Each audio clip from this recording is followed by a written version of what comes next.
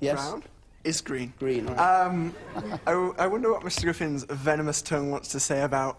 because he says he's brought the British National Party away from racism, but why has it taken many years of legal action and the Equality Commission to force you to change your entrance policy from only white members? OK.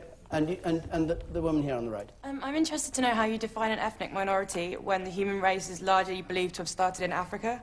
So essentially, all of us are an ethnic minority. OK. The person in the blue shirt up there at the back. I'm just taking some comments here. The person in the blue shirt with spectacles on, yes. You, sir. That's right. So Winston Churchill... All right, he's got a white shirt. Doesn't matter. Go on, then, fire him. So Winston Churchill put everything on the line so that my ancestors wouldn't get, you know, slaughtered in the concentration camps. But here sits a man who says that that's a myth, just like a flat world was a myth.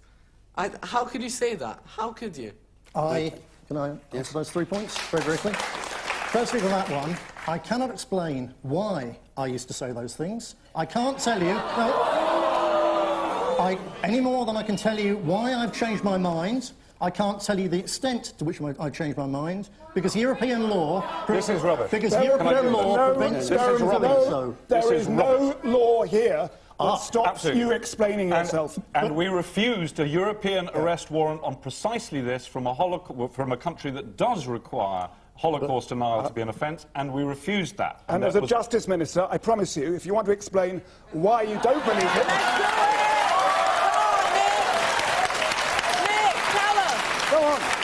Go ahead.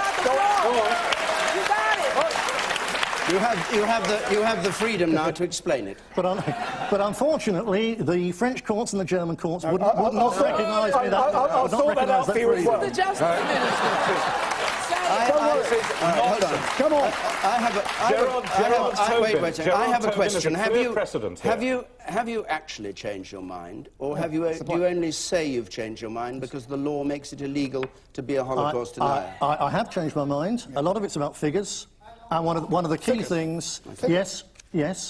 And one of the key things which makes me change my mind is British radio intercepts of German transmissions about the brutal mass murder of innocent Jews on the Eastern Front during anti-partisan warfare, which changes the figures very greatly. What about the Holocaust? Did that require some intercepts? Can I get back to one of the other points now? What about Auschwitz? Couldn't people see with their own eyes what happened in Auschwitz? You didn't need a subsequent radio intercept to find out that people were gassed at Auschwitz. Absolutely. All right. We're going to move on. I'm going to move on. We've spent a lot of 20 minutes on that first question. There are many, many other questions and many issues to be raised, many of them centred inevitably on the BNP. And I want to take this one from Tariq Ali, please. Why is Islam a wicked and vicious faith? This is a quotation that you made twice, I think, about Islam. It was wicked and vicious. You confirmed it the other day. You start off. Why is it a wicked and vicious faith? Because it treats women as second-class citizens, because it says that a woman victim of rape should be stoned to death for adultery, and because it orders its followers to be harsh with those of the unbelievers who live near to them, and it ordains as a religious duty the murder of Jews as well as other non-Muslims. That's in the Quran. There's no point shaking your head. There are good points about Islam. For instance, it opposes usury. It wouldn't have let the banks run riot in the way that the Labour Party and the Tory Party have done. There are good points, but it doesn't fit in with the fundamental values of British society: free speech, democracy and equal rights for women. So what's your policy on Islam?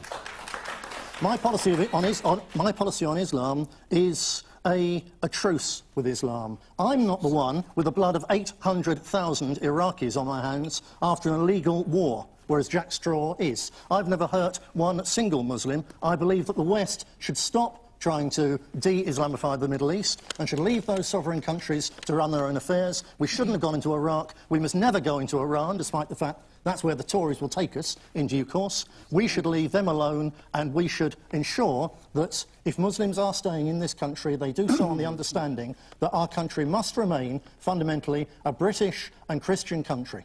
Sorry, can you just explain, if Muslims do stay in this country, what must they do? they must acknowledge that Britain always has been and must remain, and it's right that it should remain, a fundamentally British and Christian country based on Western democratic values and not on the eternal values of the Quran. Saeed Awasi? From that very interesting answer, I can't work out whether he despises Muslims or he thinks they're his best friends. Mr. Griffin is obviously a confused man. Because on the one hand he says that he doesn't abide by and believe in lots of values that he attributes quite wrongly to Islam. And yet it was Mr. Griffin who was on the front cover of a magazine along with Colonel Gaddafi, Ayatollah Khomeini and Louis Farrakhan, and himself calling himself the New Alliance.